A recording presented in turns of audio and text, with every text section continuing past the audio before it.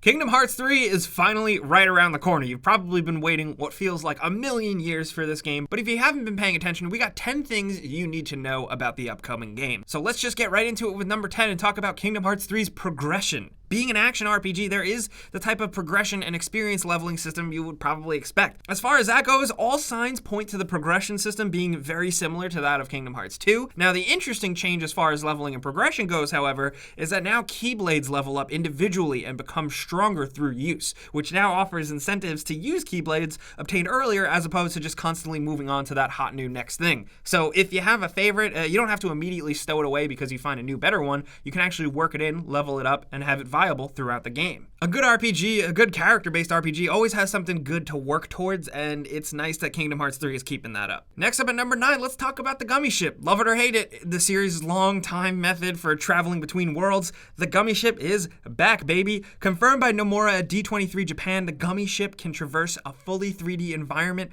almost like in a little open world setup with 360 degrees of movement. As was the case in Kingdom Hearts 2, you can customize your Gummi Ship with different modules depending on your needs or wants, although the extent of that customization has yet to be seen, if we're honest. Ultimately, there's still a lot we don't know, other than that it is in the game, as a video showing off the new mechanics was shown to an audience but never actually released to the public. But thankfully, like I said, the game is right around the corner, so we'll know all the definites very soon. Now, next at number 8, let's talk about the story. You might be thinking, oh, Kingdom Hearts 3, the third Kingdom Hearts and direct sequel to Kingdom Hearts 2. In which case, oh, sweetheart, it goes so much deeper than that. Let's get into it.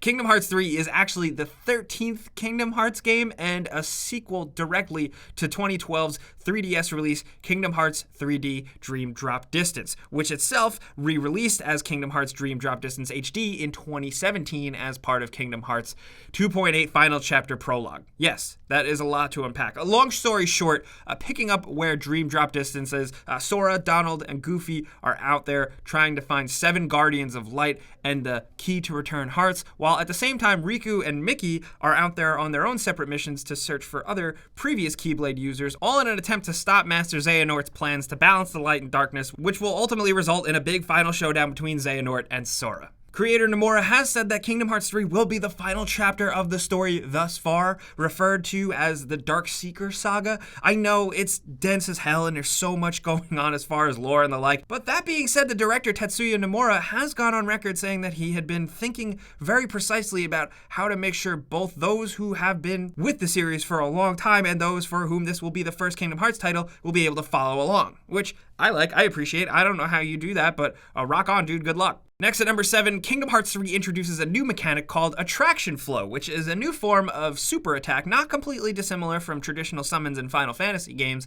except instead of summoning a powerful beast, you're calling in iconic rides from Disney parks to deal out massive damage to your enemies. Now, we've only seen a few of these attractions, but so far they've included Thunder Mountain Railroad, Splash Mountain, the Teacup Ride, the Pirate Ship, and a few others, so it'll be interesting to see what other rides they decide to include here. Here's hoping for Space Mountain or the Haunted Mansion, or just get incredibly dumb with something like It's a Small World. Anything can happen, and we're looking forward to seeing what happens. Next at number 6, the Keyblade is probably the most iconic thing from the whole series, and Kingdom Hearts 3 is going to mix things up with them not only by offering a slew of new ones as per usual, but by including a series of transformations for each based on player performance. And sure, a few specific Keyblades in the past have included a sort of transformation. It's more dynamic here, and it seems that every Keyblade will be able to do so. Nomura has gone on record saying that while they had showed off transformations of tank and shield mechanics, that there won't always be a division of attack and defense, citing that, and I quote, "The Keyblade that has appeared in the previous trailer transforms into a pair of crossbows for each hand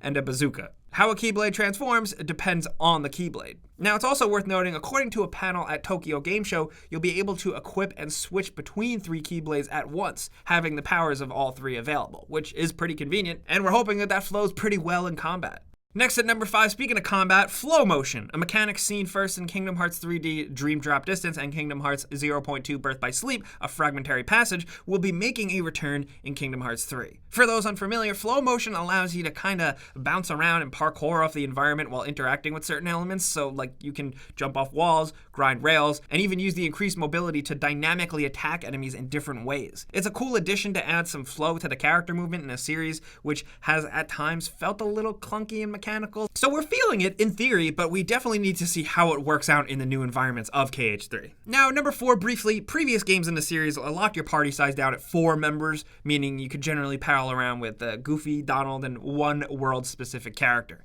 Kingdom Hearts 3 increases the party size to 5, which means you could have your good dog friend and weird duck and 2 world-specific characters fighting with you if you want. There's a lot of potential there for group dynamic, and I'm very curious to see how that pans out. Next at number 3, Kingdom Hearts 3 sees the return of summons, although this time they're D-Links, or dimensional links, as seen in the 2010 PSP release Birth by Sleep and the updated Birth by Sleep Final Mix. They haven't announced or shown all of them, but so far in like live streams and such, we've seen Baymax from Big Hero 6, the ice monster guy from Frozen, Ralph from Wreck-It Ralph, and like a flaming ghost Simba, which like last time I checked, that dude is still alive, but hey, that's still cool. I'll take a badass summon, I don't care. But anyway, moving on. At number 2, being a big old crossover mashup, a huge part of Kingdom Hearts is seeing what worlds Disney and Square Enix decide to smash together into this big weird sandwich game that is Kingdom Hearts. Again, with this one, all of them have yet to be shown and announced. We have gotten a little taste of what to expect in the lead up to the game with confirmed ones.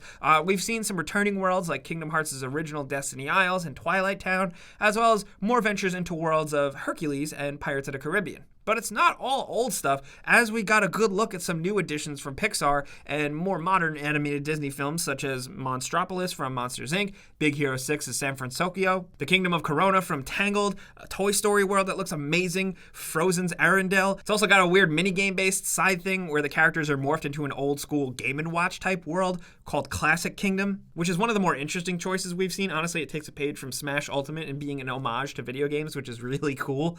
There's also a brief look at a Ratatouille world where you can apparently have Remy the rat sit on Sora's big dumb head and pull his hair to help him make chicken parm or something. I don't know. Kingdom Hearts is weird. Now, at number 1, let's get some housekeeping out of the way. Kingdom Hearts 3 launches on January 29th, finally, on PS4 and Xbox One. As for editions, you got the standard edition that gets you the base game.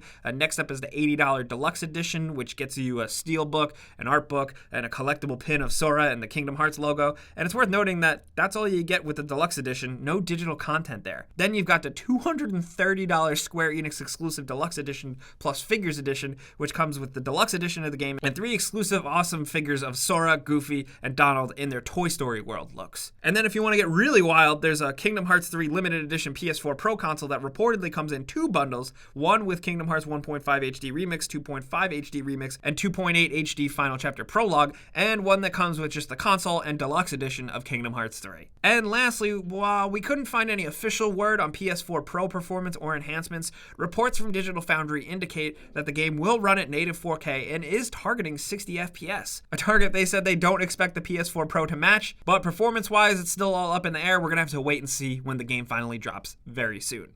Those are some things to get you caught up on the world of Kingdom Hearts 3 and what's going on, what to expect. We want to know from you guys in the comments what you're looking forward to most in this game. What worlds do you think will show up? Are you caught up on the story? Whoever you are, let's talk about this stuff. If you learned a thing or two, clicking the like button helps us out a ton. We really appreciate it. But if you're new, it's worth mentioning that you should subscribe and click the notification bell if you want a new video every single day, because that's what we do. But as always, thanks for watching, and we'll see you guys next time.